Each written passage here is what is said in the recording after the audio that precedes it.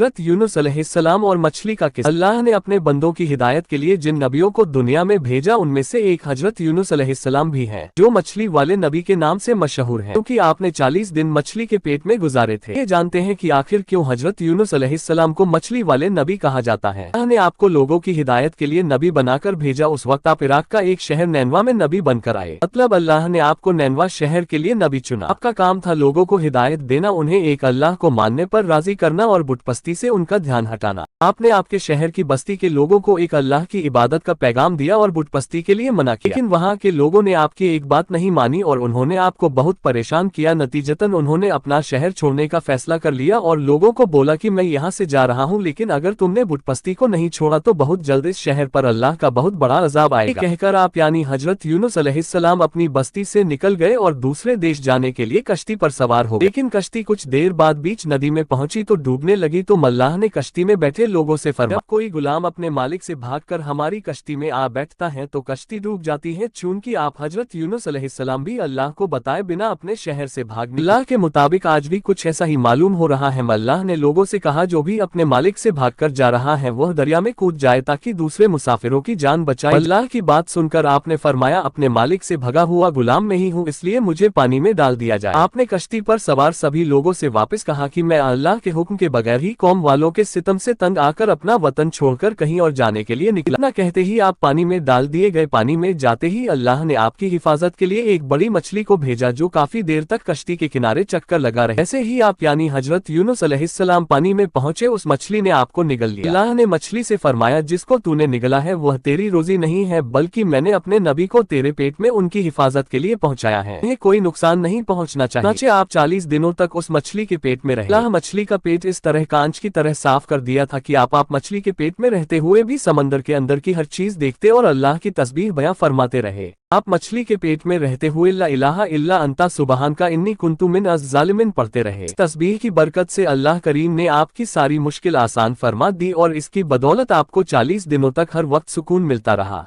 मछली को अल्लाह की तरह से हुक्म आया कि जहाँ से तूने हजरत यूनुस अलैहिस्सलाम को निगला था उन्हें वही जाकर अपने मुंह से उन्हें निकाल दे। अल्लाह ने फरमाया, अब मैं उनसे खुश हूं। यानी हजरत यूनुस अलैहिस्सलाम अल्लाह के दिए इम्तिहान में पास हो गए थे। अल्लाह का हुक्म पाते ही मछली ने आपको किनारे पर उगल दिया। उस किनारे पर अल्लाह ने आपके रहने के लिए एक पेड़ पैदा फरमा दिया और आपकी खुराक के लिए एक हिरनी को आपको दूध पाने के लिए कह दिया। दिनों बाद आप अपनी बस्ती की तरफ फिर लौटा, पर आपको एक ग्वाला मिला। आपने उस ग्वाले से फरमाया कि यहाँ पर कोई अजाब आया था। ने आपसे फरमाया कि यूनुस नाम के एक शख्स ने काफी दिनों पहले एक बात कही थी कि अगर बुतपरस्ती यहाँ के लोगों ने नहीं छोड़ी तो इस शहर पर अल्लाह का बहुत बड़ा अजाब नाजिल होगा। उस ग्वाले से फरमाया कि क्या ऐसा हुआ? ने कहा कि जब वह शख्स यानी हजरत यूनुस अलैहिस्सलाम जब बस्ती से रात को निकले तो अगले दिन पूरे शहर में बदल छा गए थे और चारों तरफ धुआं ही धुआं हो गया था। लग रहा था जैसे अजाब आने वाला है। हमें लगा कि यूनुस की बात बिल्कुल सही थी। अरे शहर के काफी लोग अपना सारा सामान और अपने परिवार को लेकर शहर छोड़ रहे थे। अल्लाह से दुआ कर रहे थे कि अल्लाह उन्हें माफ कर दे। वक्त वहाँ के लोगों ने अल्लाह से दुआ की कि अब शहर का कोई भी अपनी बुतपरस्ती नहीं करेगा और कुछ ही देर में सारे बदल छट गए और धुआं एकदम से गायब हो गया।